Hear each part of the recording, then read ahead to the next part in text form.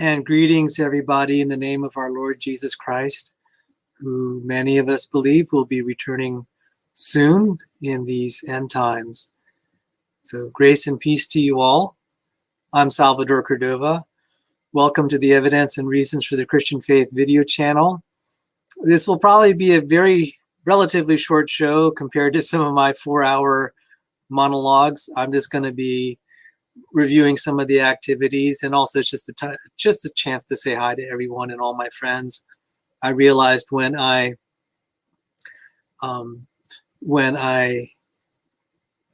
announced the peer-reviewed paper a couple days ago how much fun that was, and I really missed it, and I said I got to see you guys again soon. So that's just a little bit. I got word from James Coons that I'm actually going to be on Modern Day Debate. He was asking me if I would debate. I'm not.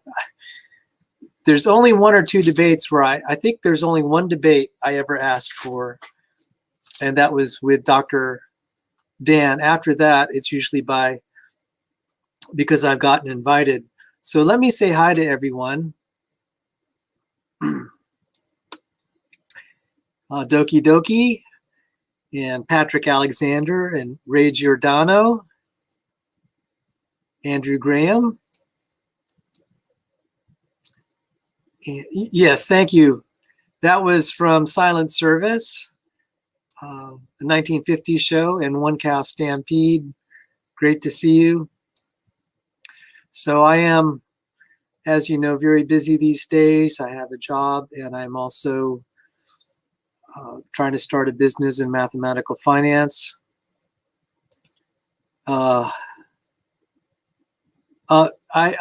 Regarding Dr. Dan, he and I debated each other. You can find it on this channel somewhere. I may have a section on debates, and we debated genetic entropy last summer in, I believe, the May or July timeframe, something like that. And and we ended up being on very cordial terms, and we talked. So just a little bit of administrative things. I know many of you come here for about 50% increase in the viewers in the month of July, because I was covering McLean Bible Church. I have just started a new channel that will deal with McLean Bible Church. It will be connected eventually, God willing, to the SaveMcLeanBible.org website. So, oh, we froze.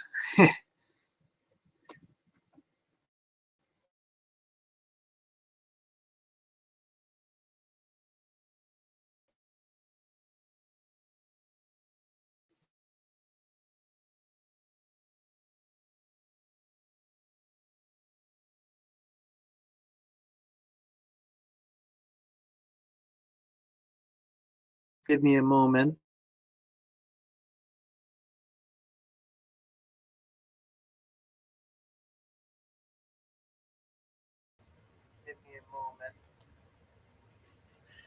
So I don't know why my computer's acting up. Can you all hear me now on my backup computer? The audio should sound very different because I'm on my backup computer. I don't know why my computer's acting up. Can you all hear me now on my backup computer? The audio should sound very different because I'm on my backup computer. I don't know why my computer's acting up. Can you all hear me now on my backup computer? Okay, so I'm glad I set up my backup computer here. Because this thing is just like dead. Okay, so I'm glad I set up my backup computer here. Anyway, thank you for bearing with me. Okay, I think I killed this. Hopefully the slight echo is killed at this point. And that was the problem we had 2 days ago. So where was I? I was saying that I'm going to be doing. I'm trying to move some of the McLean Bible stuff to another channel for those wanting to find the McLean stuff, McLean Bible events, because that really is a very separate topic. And so that's just kind of an administrative thing, because I'm trying to maintain the channel brand name, which is Evidence and Reasons for the Christian Faith. Even though defense of the faith against false doctrine is part of apologetics, I'm realizing evidence and reasons for the Christian faith is only part of the defense of the faith. The things that deal with false doctrine, and I think the woke gospel is a false gospel and it's being preached at McLean, arguing against it is defense of the faith, but it's that part of apologetics that is just a little bit outside the brand name of this, kind of the brand of this channel, which is a lot of creationism, archaeology, and Christian testimony. And we sometimes do deal with biblical difficulties, a little bit of presupposition. The stuff at McLean deals a lot with church business and church politics, which is really kind of a lot of the interest of my coverage of McLean. So I'm going to direct those who are interested in that sort of drama to go to that website. Maybe in a couple weeks, I'll even have the channel. There are also some legal proceedings going on, and I have to be very careful at what I say, even though I'm personally not named as a defendant or plaintiff in any of the legal proceedings. My name has come up, let's say, by one of the parties, and as a result, I've been requested to not say anything without prior approval. So maybe that's the best way to describe what's going on. So with that, I'm going to talk.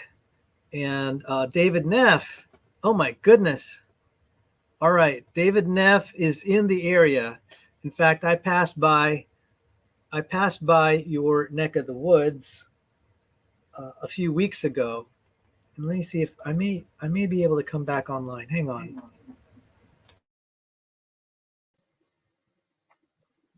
All right.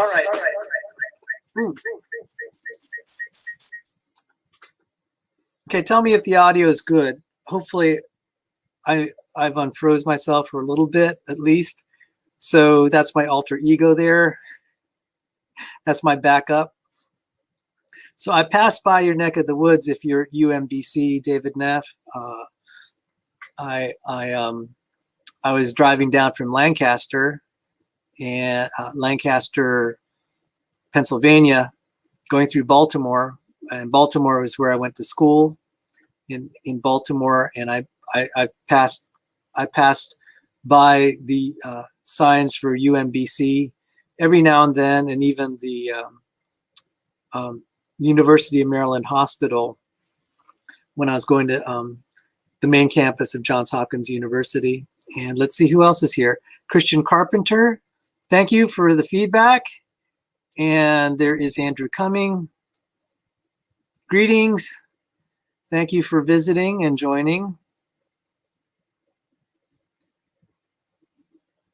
And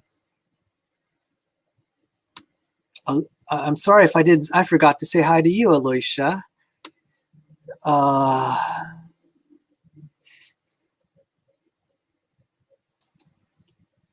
Yes, so I'm going to be minimizing the church drama on this channel. I'm going to be maximizing it on my new channel. So anyway, those are administrative announcements, and I really don't know what's going on with my main computer. I might have to try to just do a warm-up stream just to make sure that it can get over its hiccups. So it's really strange. Once I start a stream, it just goes into crazy mode. Anyway, so let me see what I have on the docket here. Tomorrow, I'm going to be debating a topic I've never debated publicly before, and that is Old Testament ethics. And there are some problematic ethics there. Even as a Christian, I've struggled, like the what we would call genocide in the Valley of Canaan. And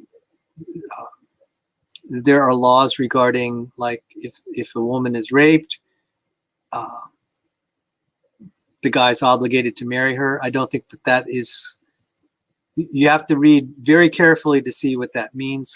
Just briefly, if you remember when Jacob's daughter Dinah was raped, her brothers took some pretty mean revenge. Now, if you go to David, the story of David and God judging his house, he had a daughter named Tamar, and she was raped. And she said, this gives the picture, when Amnon kind of lost his affection for her, she said, what you're doing now, just setting me aside rather than marrying me, is a worse sin, because in that culture, she might not be accepted to be a wife. That would be a very lonely life. It'd be good for the man that violated her to bequeath his estate to her. What ended up happening is Absalom killed the guy, and there are no, he was essentially pardoned for it, because it's known that this is a really bad thing. So it doesn't mean that she's forced to marry the guy. They're lucky if they don't kill him first. But she has the option of exercising that if she wants the guy, given how she's been disgraced, and it might affect her chances of having children and in the state. So that's how I interpret it. But fundamentally, like in the case of when Saul's children were sacrificed to appease God, and that's not talked about very much, fundamentally God has the power to decide what's right and wrong, because he's the creator. And so many times I think, especially the Catholics, try to appeal to ethics on kind of like what's self-evident. And I'm just like, no, that's not exactly what the Bible teaches. There are some morals that align definitely with the ethics in the Old Testament. And what we would consider kind of like almost common practice, you know. But still, ultimately, the Lord decides who lives and dies. He's the judge. By definition, anything he says, anything he declares as right or wrong, is right or wrong. And atheists, there are no answers in atheism. I believe my opponents are atheists, Skylar Fiction and Dr. Josh. If there are no answers in atheism, they have no position to say anything in the Old Testament's right or wrong. How can you say, I don't believe in God, therefore this is right, or therefore this is wrong? It's a matter of whims. It's going to be that simple of an argument from my side. The most that they could do is say, hey, I don't like this. This doesn't agree with what I feel is right or wrong. And I'm just going to challenge them. I said, well, what gives you the privilege to decide for the rest of the universe what's right or wrong? It's just something you don't like. Now, if it happens to be that it's so offensive to you, you'd rather go to hell, and some atheists have told me they'd rather go to hell than serve the Christian God, and it's like, okay, that's what you'd rather do. It doesn't make it right or wrong. I mean, it doesn't make it right. I'm sorry. It doesn't make it right.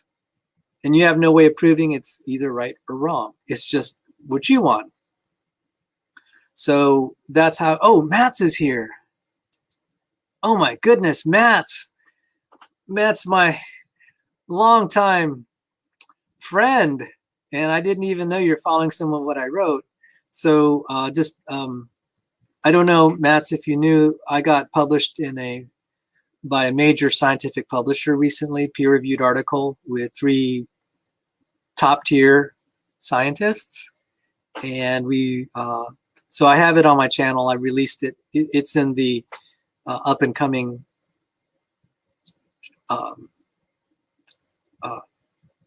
videos or recent videos.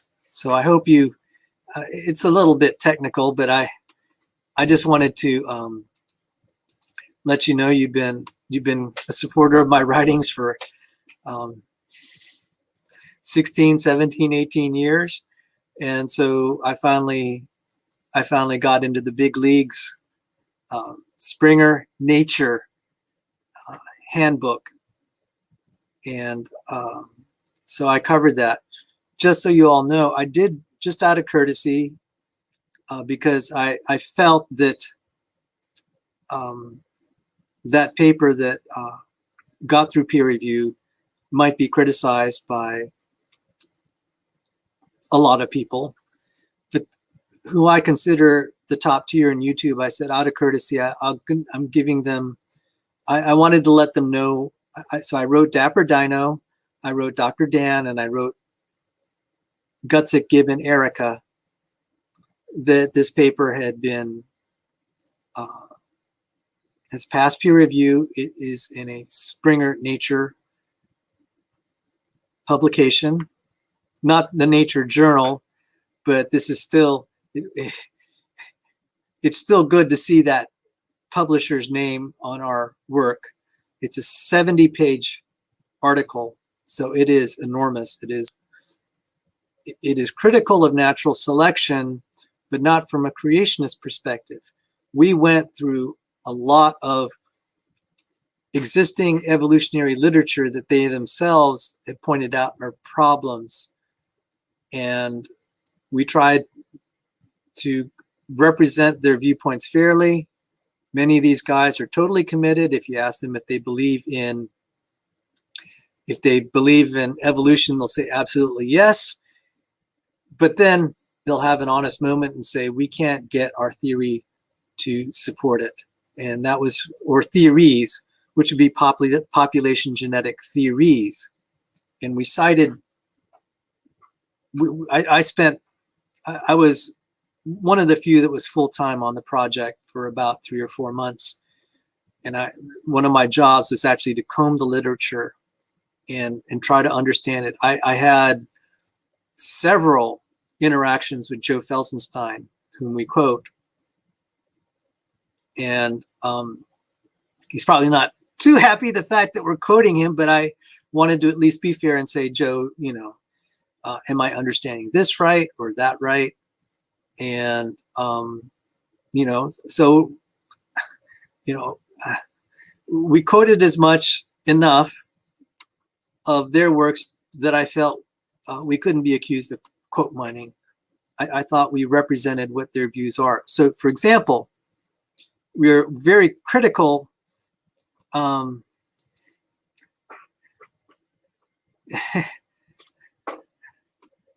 Okay, so I'll give you an example.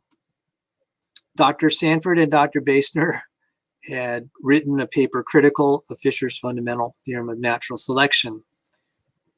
That was in 2017. They got some flack from it, even from Joe Felsenstein. But the funny thing was, the very next year at Fisher's memorial lecture,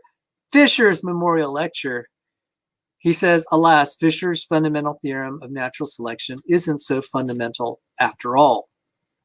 So independently, he arrived at kind of the same conclusions that Dr. Sanford and Dr. Basner arrived at. And so that's an example of what we highlighted in the paper is, yes, the creationist community has seen this. I have been monitoring the population genetic literature. So is Bill Basner. So is Ola Hosger, who's one of the top tier population geneticists, award-winning mathematicians in Sweden. And then John Sanford. We've been monitoring the literature. We've been reading it. We've been studying it. And I'm like, oh my goodness, they're a lot closer in our views about things than we thought. The other things are that a lot of the population genetic math does not prove what the popular press is claiming it shows. And that's been quietly known. And so one of the problems is the idea of fitness. A lot of population genetics math is based on constant what they call S coefficients, or you could call it exponential exponents. And so that's kind of the situation. So we are under threat of a major oh, thank you. Here we go. We are under threat of a retraction, because that happens, especially who we are. And we had temporarily decided to go under a gag order and just kind of say, let this sit on the bookshelves a while before we announce it to the world. And then on Wednesday morning, John Sanford said, no, I don't think we should do that. We're going to play into their hands. We need to get this out. So whether we're retracted or not, we're gonna let it rip. So I would say this: there's no reason, aside from the fact they may not like us, that the content should be rejected, because almost everything we cited was from mainstream peer review. So when we talk about Fisher's fundamental theorem not being so fundamental, that's well supported. And about 20 pages of it was devoted to Fisher's fundamental theorem. And then I covered things that Richard Lewontin has covered. These things don't appear in the popular press, but they are acknowledged by the elites. So if, oh, well, thank you. So we'll talk about it. Dr. Dan, I wanted to tell you that you're like one of, I was telling everybody, I said, Dr. Sanford sent me to study under people that are evolutionists and evolutionary biologists.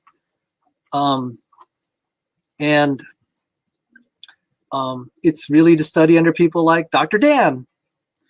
And so I would welcome comments and criticisms. I know we will not agree. I'll tell you up front that there had been some failures in editing, and I could see that as we were rushing, because the editor actually gave us a deadline. For a regular peer-reviewed paper, you just keep rehashing it until it's just ready, and then you submit. We were kind of given a deadline, and that was difficult. So there are parts where I know that you might feel that we definitely overstated our case, and that's, you know, I respect that. But we tried not to go, I tried to temper and just say, let's not, you know, all of us said, let's just try to go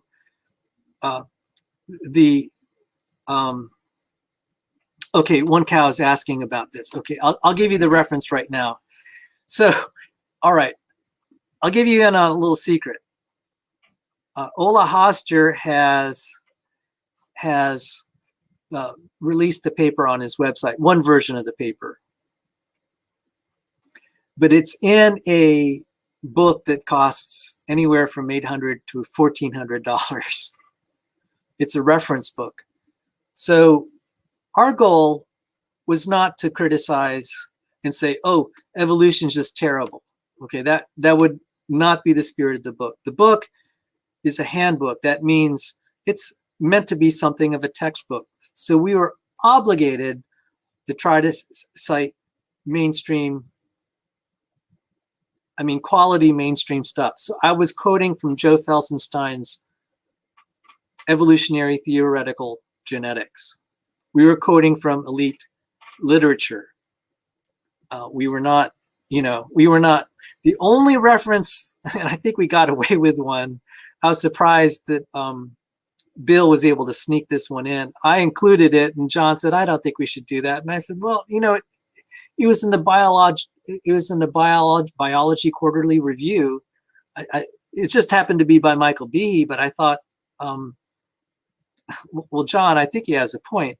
And that was in the biology quarterly review, is the first law of adaptive evolution. And so it's, there are a lot of people that had looked at that, and Behe's claim was, at least as far as experimental evolution, most adaptation has been loss of function. And that was a painful read. Oh my goodness. I almost died because I was so bored reading it with all the examples. So that was the closest we pushed it as far as in my opinion, as ID. Now, Dr. Sanford loves Mendel's accountant, and you know, people have criticized it, and I said, why don't we just redo this? Let's have a project. You build the simulation the way you want, and let's see, and just let it fly.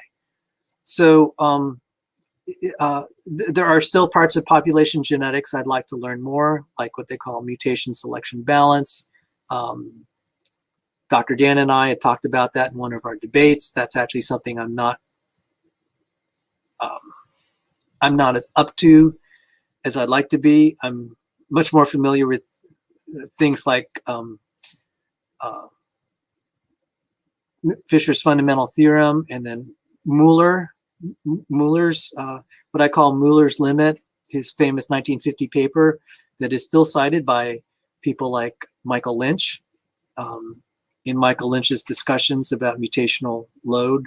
So before I go on, in deference to One Cow Stampede, let me try to grab that paper. So if you can hang on here, I'm going to give you first a link to the show where I talked about the paper with Emery Moyna. And so Dr. Dan, I'm very honored. I wanted to also say our process of discussion and debate, Dr. Dan, was actually valuable to the internal review of our paper, because in some of our discussions, I'd actually float pieces of the paper just to see what you had to say, and same with Dapper Dino, to kind of just test the strength of what I thought. So if you agreed with something, I'm like, hey guys, I think we're good to go. And as I said, I had several text conversations with Joe Felsenstein, whom we quoted, and he's like the authority in both population genetics and the area of phylogenetics also. So I'm typing here YouTube show on the paper, announcements.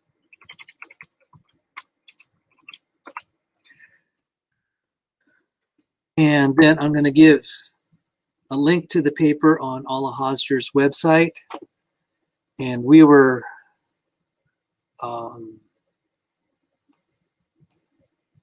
oh boy, okay, I thought for a moment I killed the stream. Let's see. We were really lucky to be able to get him some time. Alla Hosder is a professor of mathematics, award-winning.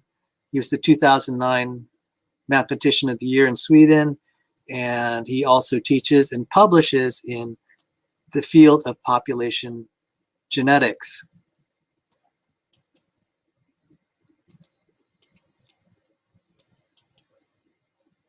So I'm going to dump that. Here you go, One Cow. This is the Springer Nature paper. So just going back, we wanted this to be like, okay, if they read this, let's say scholars or like say graduate student, we wanted them to be equipped with stuff that they could face their peers with and say, okay, you may not totally agree with everything, but this is at least solid enough that, you know, this is drawn from textbook, graduate level textbooks like Joe Felsenstein's textbook. So there's a lot of that where we were just textbook. So that being said, there were some editing failures, and even I found it rereading some of this. So we were all under a lot of stress. I mean, that's not really an excuse, but maybe that's an explanation. But we do feel on the whole that we delivered some, if nothing else, we've delivered a very interesting collection of references. Collection of references that give a perspective on evolutionary theory from elite evolutionary biologists, and particularly population geneticists, because this is a very math-heavy thing. It's not a phylogenetic. So I know Andrew Cummings really into phylogenetics. So Alla Hosder and Bill Basner have not publicly said their position on creationism, and I'm going to just suffice to say, I'm going to let them talk, you know, share their views if they choose. We tried to work within the framework of the mainstream on the assumptions of common ancestry. I mean, that wasn't really explicit in the paper. We weren't criticizing common ancestry. We were pointing out some of the challenges in the models of population genetics that population geneticists have articulated. And then I added a little stuff on biophysics. So my debate with Dapper Dino in late 2020 on the issue of fitness that will come up, and I put forward that. So you'll definitely hear echoes of what we debated. That was actually a nice test run for what ended up in this paper. So Dr. Dan, I do look forward to talking to you, and please take your time. I just wanted, I wrote you and Gutsick Gibbon and Dapper Dino because you've been good friends, and even if we sharply disagree, I value your comments, and we certainly, as science goes, we may be enlightened by future developments on which viewpoint is closer to the ultimate truth as far as that goes. So that said, why don't we go to the events that I promised. You'll see it in the video description. Tomorrow, I'm on Modern Day Debate. I got recruited to talk about the Old Testament ethics. Okay, so I have some idea, and my opponents are very, very smart. I heard Dr. Josh is a former pastor, now an atheist, and he's a scholar on ancient archaeology or something like that. So he's going to be good. I've often said the people that are hardest for me to debate are the ex-pastors, ex-seminary students, because they know their Bible better than me. They know their Bible better than me, at least in terms of having read it and studied it.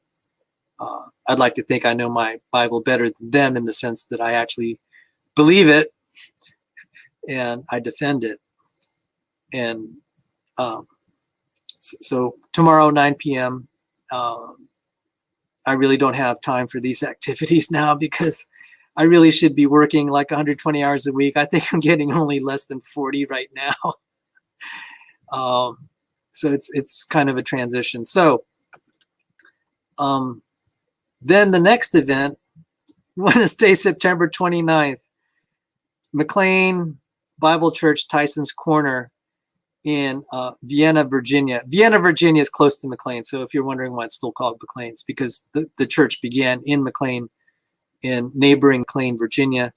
There's going to be a congregational meeting. And I said here, that's if I don't get escorted out by armed church security and Fairfax County Police. I'm being actually half serious. There's been a lot of heat there, okay?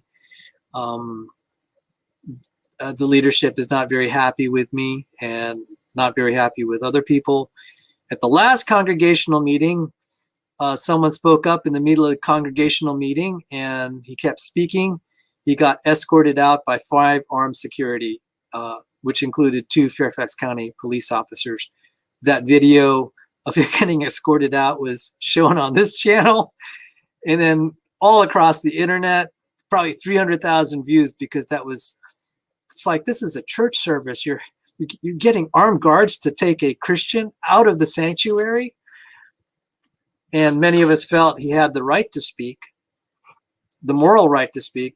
Maybe on a technicality, they could have thrown him out, but I thought, that was egregious. There was almost fights breaking out in the balcony. I was seeing communion wafers and wine flying all over the place because people were pushing and shoving right in front of me. Yeah, I kind of like the drama, I got to admit. And in the congregational meeting before that, we were threatened from the pulpit that anyone who speaks out could be subject to arrest. And I played the video here. So yeah, there's a lot of drama going on there. I don't know what's going to happen. I really don't know what's going to happen. Yeah, you know me, I'm a nice guy. I'm not, trying to be confrontational. But if they, yeah, it's going to be interesting what's happened. So just suffice to say, so I'm not, unless I get invited to speak by the leadership to address them, I'm not, I'm not speaking. Okay, I'm not going to be a speaker at that event or any of the other events listed. So you could see that on October 2nd in Frederick, Maryland, Rob Carter from Creation Ministries International, and he and Dr. Dan have had some exchanges. Now, in fairness, Dr. Dan, I know I promised you that I might try to talk to him about some of your criticisms. One reason that I'm no longer a paid employee with Dr. Sanford is he really likes genetics. And honestly, it was only a job for me for genetics. I love the protein stuff, and he's not a protein biologist. So some of my publications, you can hear me talk about Joe DeWeese and topoisomerase. I'm really much more just enamored with the world of protein biology and cellular biology. Genetics is really not my cup of tea. I mean, my best publication is in population genetics, but it's partly because of my math background, but it's not really where my heart is. And so what ended up happening is I said, John, I'll work with you. How about that? I'm no longer your employee. We are colleagues, and we do plan to publish together. So that's the situation. So how that relates to Dr. Dan, yes.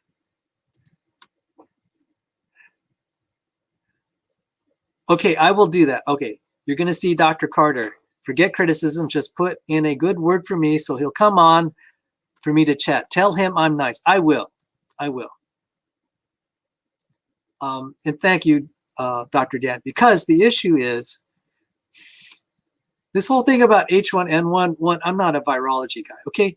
I really like human biology, not virology. I like human eukaryotic organisms and cellular biology. That is, that's really my forte.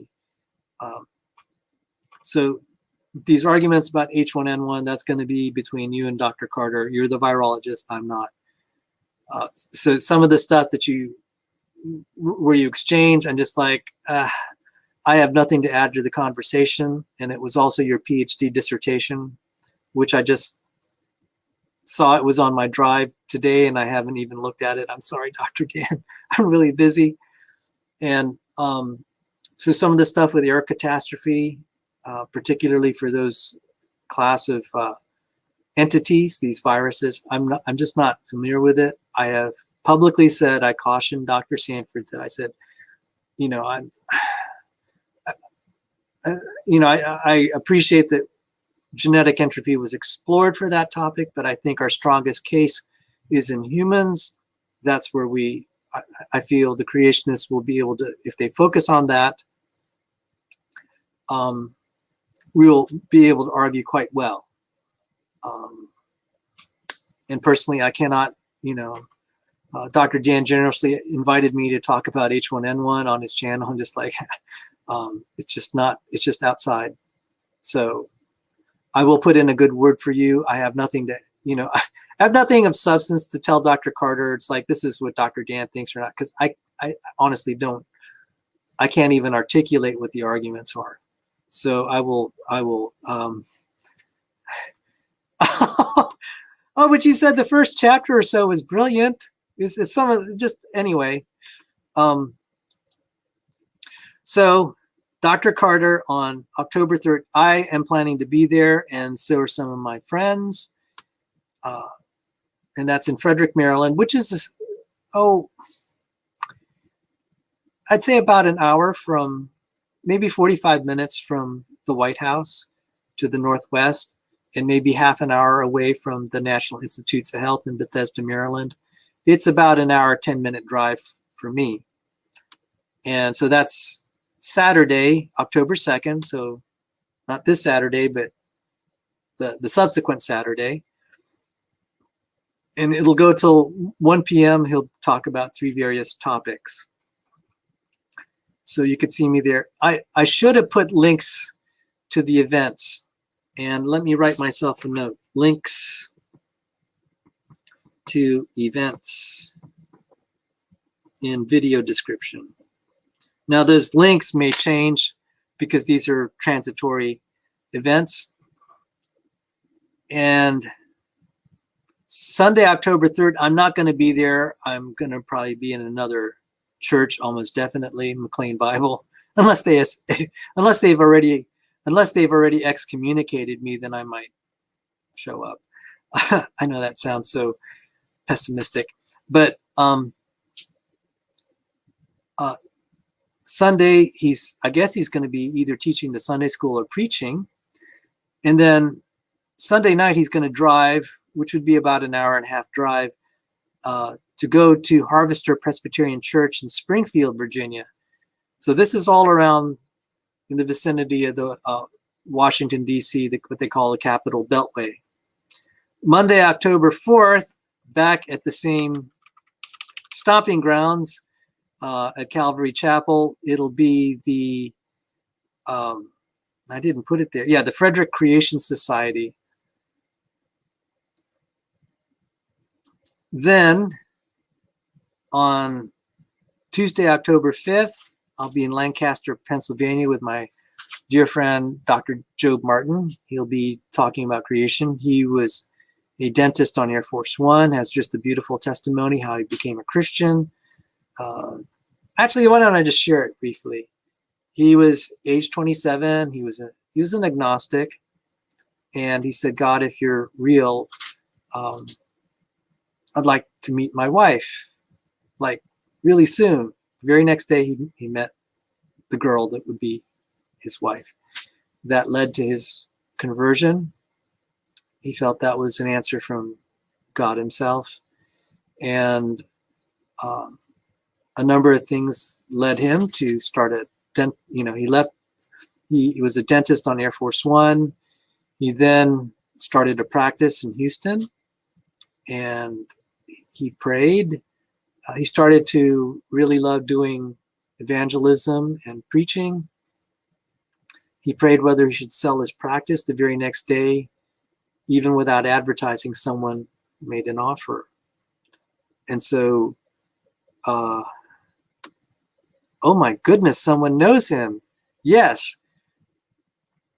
And because I was asking him, I said, "Dr. Martin, how'd you get into this?" Because I don't know how I got in what I'm doing. I wanted to be an aerospace and defense engineer for the rest of my life, and also a hedge fund manager because I love mathematical finance. I didn't expect that I was going to be, I'm not really into the church scene. I mean, I love God all my life, but being a missionary or preacher, that just didn't appeal to me whatsoever. And so he said, "Well, the Lord just kind of leads you." So he prayed, and then he sold his practice. He became a tenured professor, and he was also praying for direction. And at the Baylor School of Medicine, the Baylor School of Dentistry, he was like the associate dean. And you'd think that he'd be set for life in that position, being a professor of dentistry. But there were some problems in the department, and he left a very prestigious position there. And then he went to another ministry, and there's a lot of backstabbing going on. As we find out in churches, probably some of the worst politics you'll ever see is in churches. Sad to say. People are very dogmatic and set in their ways, and it just invites a lot of conflict. And I've really seen the ugliness of that here at McLean Bible. People that I've looked up to and admired, I've heard some terrible things of how they're behaving just terribly. And if we read the Old Testament, it's not surprising because we see our heroes like King David behaving terribly, and it's just happening. It's just happening again. Yeah, that raises, yeah. And I should, link to Dr. Martin. So he ended up with all those credentials, and he has a lot. He has a huge resume. He ended up traveling the United States maybe about half the year of the time. He and his wife and family would travel to various cities to give presentations to small groups, just like it says in, I believe, the book of Acts. You know, we are going synagogue to synagogue and even house to house.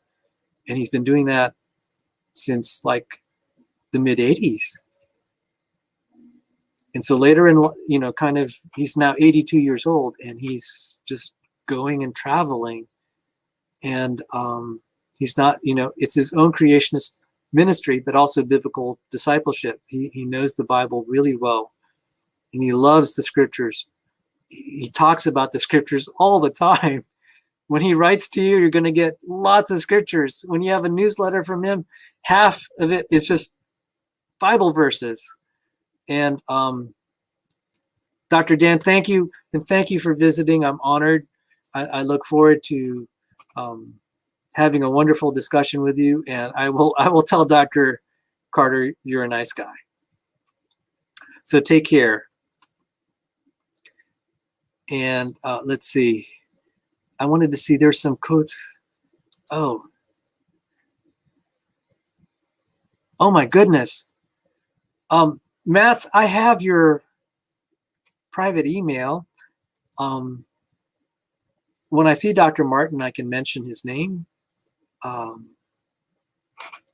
If that's okay with you, I think that would be kind of cute. Dentists on Air Force One. They may not actually be on the airplane. I doubt it, but the entire crew, and you know, to support an airplane, you have a lot of people. So he was an Air Force dentist. So he's an officer in the Air Force. And I guess what that meant is that they wanted to have an officer assigned to serve the needs of the crew. And I would imagine the ground support crew, et cetera, et cetera. They probably have a lot of specialized people. Now, I would doubt that that was his full-time duty in the Air Force. He probably had to be a dentist to all the other, you know, to lots of other people in the Air Force outside of Air Force One. But I guess he was the designated one to be, you know, for the needs of the crew. So yeah.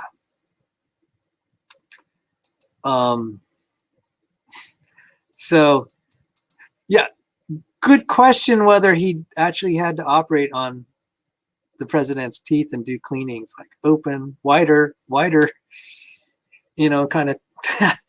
I have to ask him that. That never occurred to me. I said, did you actually get to, you know, get to treat the president?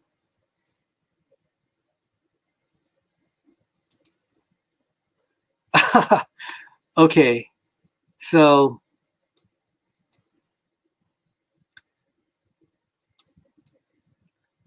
anyway, oh, Dr. Martin's going to get a kick because if I mention your dad's name, Matt's, that would be so awesome. He's going to say, how in the world did you know him? I said, well, you meet all sorts of people on the internet. So I'm going to write you, Matt, and thank you. Oh, I forgot to say, I'm going to be in Newark.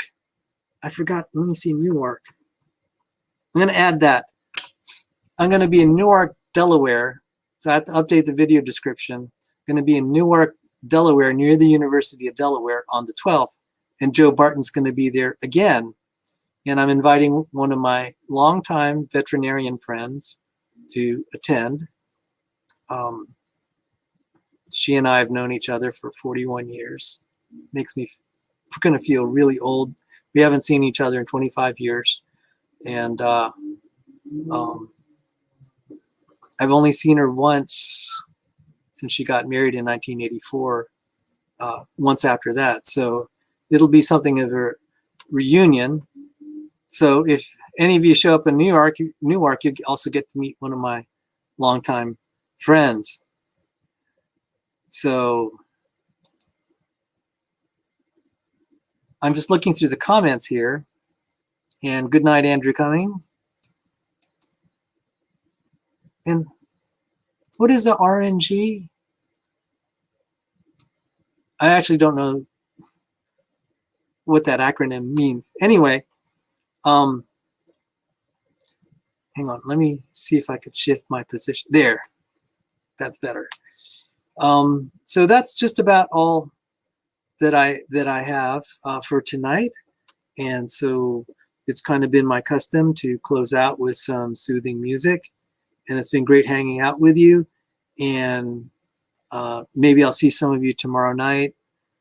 Oh, random number generator. Thank you. Yes, it looked familiar. Maybe, oh, really nice.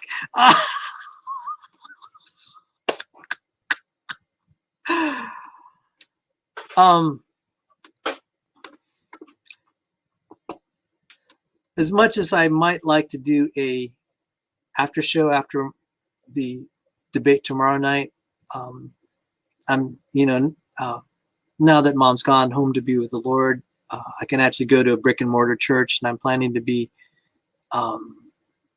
at one of the McLean campuses, not the Tysons campus. I might as well announce it, the Prince William County campus. So if any of you are watching, I'm planning on being there. And if the McLean leadership is wanting to get rid of me, you could do me the courtesy of saying, please don't go, because you're going to be escorted out of the building. But who knows, they might let me come and then escort me out without warning, just to kind of, inflict a little bit of discomfort. But I'm planning to be at the Prince William campus in Manassas, Virginia on Sunday, both services. And I've never been to that campus before.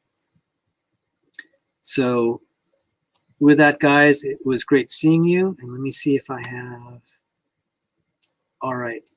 I'm going to cue this up and I'm going to play it. A little bit of Rachmaninoff, and I'm sorry, Janet isn't here. She really likes this music. So everyone, it's been a delight. And I can't believe it. This is an hour stream. I said it's going to be short. I was thinking 10 minutes. I think it was going to be a 10-minute stream. I was having too much fun. It went on to being almost an hour. So guys, it's been great as always. Let me get this queued up here. And have a wonderful evening, everybody. Take care and God bless you.